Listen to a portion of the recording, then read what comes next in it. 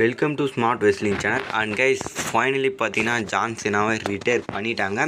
அதில் என்ன நடந்தது அதை பற்றி தான் பார்க்க போகிறோம். அதுக்கு முன்னாடி சேனலை சப்ஸ்கிரைப் பண்ணிட்டு லைக் ஒன்று தட்டி விட்டு பாருங்கள். ஃபர்ஸ்ட் ஆஃப் ஆல் பார்த்தீங்கன்னா மேட்ச்சு தாறுமாறாக இருந்தது. மேட்ச்லாம் எந்த குறையும் இல்லை, மேட்ச் நல்லா கொண்டு போனாங்க. ஆனால் ஃபைனலாக பார்த்தீங்கன்னா அந்த டேப் அவுட் பண்ண வச்சிட்டாங்க. மக்களோட எதிர்பார்ப்புன்னா அந்த நெவர் கிவ் அப் இவர் என்றைக்குமே பண்ணக்கூடாது அப்படின்ற மாதிரி தான் மக்களோட விருப்பம். பட் ஆனால் அங்கே நெவர் கிவ் அப் அதை முடிச்சு விட்டாரு நம்மளுடைய குந்தர்.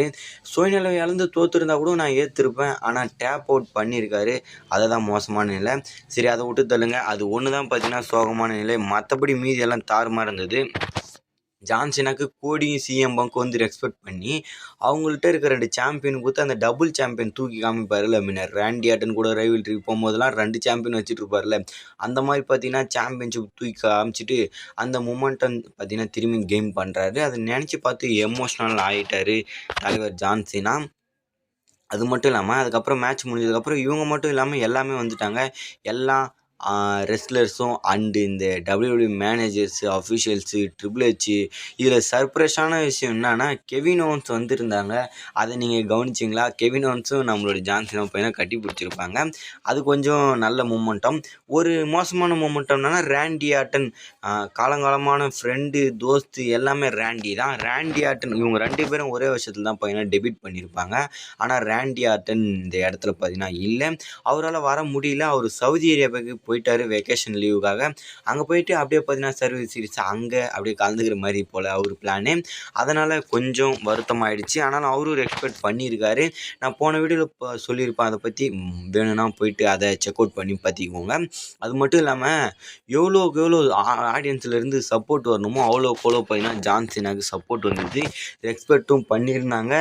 ட்ரிபிள் ஹெச் வந்தார். ட்ரிபிள் ஹெச்சும் பார்த்தீங்கன்னா அந்த மூமெண்டம் கிரியேட் பண்ணி பார்த்தீங்கன்னா கட்டி பிடிச்சிருப்பாரு. இதில் இன்னொரு விஷயம் என்னென்னா, கையெல்லாம் பாருங்கள் எப்படி ஆயிடுச்சு. ஃபுல்லாக பார்த்தீங்கன்னா ரெட் ஆகி இது ஆகிடுச்சு. ஜான் சினா நான் வின் பண்ணுறோன்னு நினச்சேன். ரொம்ப நேரமாக பார்த்தீங்கன்னா போராடிட்டு இருந்தார். அது மட்டும் இல்லாமல் டேபிளை உடச்சாரு பாருங்க, அதெல்லாம் பார்த்தீங்கன்னா ஆசமாக இருந்துச்சு. அப்புறம் அவர் அந்த ரோப் மேலேருந்து தூக்கி போட்டது. அதுக்கப்புறம் பார்த்தீங்கன்னா ஜான் சினா பார்க்க போயிடுன்னு நினச்சேன் மேட்ச். ஆனால் அப்படி போகலை. சிஎம் பங்க்கு நெக்ஸ்ட்டு பார்த்தீங்கன்னா அந்த ப்ராட்காஸ்ட், அதாவது பார்த்தீங்கன்னா போஸ்ட் ஷோவில் உட்காந்துருக்காரு. அப்புறம் ஜான் சினா அவருடைய போட்டிருந்தார்ல ஷூ, அந்த கையில் போட்டு அந்த பேண்டு எல்லாத்தையுமே பார்த்தீங்கன்னா கைட்டி அங்கே ஸ்டேஜில் வச்சுட்டு நான் பார்த்தீங்கன்னா இதோட ரிட்டையர் ஆகிட்டேன்ற மாதிரி சொல்லிவிட்டு பார்த்தீங்கன்னா நேராக பார்த்தீங்கன்னா கிவ் அப் பண்ணிவிட்டு போகிறாரு. ஆனால் இந்த மூமெண்ட்டை பண்ணுவாங்கன்னு சொல்லிட்டு கொஞ்சம் கூட எதிர்பார்க்கல. அதை விட்டு தள்ளுங்க. ஆக மொத்தம் அது முடிஞ்சுதா. அப்புறம் முக்கியமான ஒரு பார்ட்டு ஏஜே ஸ்டைல் இருந்தார்.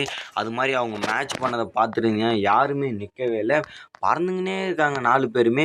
நான் ஒன்று ஏஜே ஸ்டைல் தான் அந்த ரோப் மேலேருந்து எகிரி பஞ்ச் பண்ணும்போது லைட்டாக ஸ்லிப் ஆகிடுவார், கீழே ஊழ்ந்துருவார். மற்றபடி பார்த்தீங்கன்னா மேட்ச்லாம் பார்த்தீங்கன்னா கொடூரமாக இருந்தது. யாருமே நிற்கவே இல்லை கைஸ். இந்த 4 மேட்ச்சில் அந்த மேட்ச் தான் பார்த்தீங்கன்னா பெஸ்ட்டாக இருந்தது. ஆல்ரெடி தெரியும் அது பெஸ்ட்டாக இருக்குன்னு, ஏன்னா 4 பேருமே பார்த்தீங்கன்னா அந்த மாதிரி ஆளுங்க தான். நான் அப்டேட் வீடியோவில் சொல்லியிருப்பேன். அதுக்கேற்ற மாதிரியே பார்த்தீங்கன்னா தாறுமாறாக பண்ணியிருந்தாங்க. அப்புறம் அது மட்டும் இல்லாமல் ஜோ என்ட்ரி, ஆர்ட்ரூத்து, மிஸ்லாம் வந்து ஒரு ஷோ மாதிரி கலந்துட்டு இருந்தாங்க. அந்த ஜான் சினா டோர்னமெண்ட்டில் 2வது மிஸ்ஸே வந்திருப்பாரு பார்த்தீங்களா. அந்த மிஸ்ஸு இது எப்படி வந்ததுன்னு கேட்டிங்கன்னா, இந்த இது தான், அதாவது பார்த்தீங்கன்னா அந்த பேர் எடுத்திருப்பாரு. அந்த பேரில் யார் இருக்க வேண்டியதுன்னா ஜோ என்ட்ரி தான் இருக்க வேண்டியது. ஆர்ட்ரூத் வந்து பார்த்தீங்கன்னா அதை அம்பலப்படுத்தி விட்ருவார். அது கூட மாசாக இருந்தது. அப்புறம் மிஸ்ஸை போட்டு பார்த்தீங்கன்னா அடித்து போட்டு போயிட்டாங்க. அது மாதிரி செமிசனும் இருந்தார். கோடி ரோஸ் பார்த்தீங்கன்னா அந்த பேண்டை இது எல்லாம் கைட்டி வச்சுட்டு பிறகு பார்த்தீங்கன்னா கண் கலங்கி அழுவிட்டார் போல். ஏன்னா கோடி ரோஸோட ஒரு முக்கிய பார்ட்டாக இருந்தார் நம்மளுடைய ஜான் சினா. அந்த சாம்பியன்ஷிப் பிடிங்கி ஈல்டன் பண்ணி கோடி ரோஸை இன்னும் கொஞ்சம் இதாக்கி கொஞ்சம் பேபி ஃபேஸ் ஆக்கி அதுக்கப்புறம் திருப்பி அவர்கிட்டே சாம்பியன்ஷிப் கொடுக்க எல்லாம் பார்த்தீங்கன்னா பண்ணது நம்மளுடைய ஜான் சினா தான். அதை நினச்சி பார்த்தீங்கன்னா கோடி ரோஸ் நல்ல ரெஸ்பெக்ட் பண்ணி பார்த்தீங்கன்னா கண்ணீர் விட்டார்.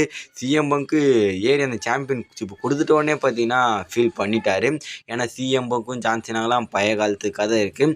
இதுக்கப்புறம் சில பேர் லெஜண்ட்னாச்சும் வந்து சண்டை போடுவாங்க. ஜான் சினா இதுக்கப்புறம் சண்டைலாம் போட மாட்டார். வருவார், வந்து பார்த்திங்கன்னா ப்ரொமோஷன் வேணால் பண்ணுவார் இந்த டிக்கெட் சேலிங்கை பற்றி. அப்புறம் எங்கெங்கே பார்த்தீங்கன்னா WWE ப்ரொமோஷனுக்காக இருப்பாங்க. ஒரு 5 வருஷம் டீல் போட்டு காசு கொடுத்து நீங்கள் இந்த மாதிரி பண்ணுங்கன்ற மாதிரி சொல்லிகிட்டு இருக்காங்க. ஆனால் எந்த மேட்ச்லேயும் சண்டை போட வாய்ப்பு இல்லை. ஏதாவது ஒரு ஸ்டோரிக்காக யூஸ் பண்ணுவாங்க. சண்டை போடுவாரா என்னன்னு கேட்டிங்கன்னா அவரே சொல்லிட்டாரு, நான் சண்டைலாம் போட மாட்டேன்ற மாதிரி அஃபிஷியலி சொல்லி விட்டார்.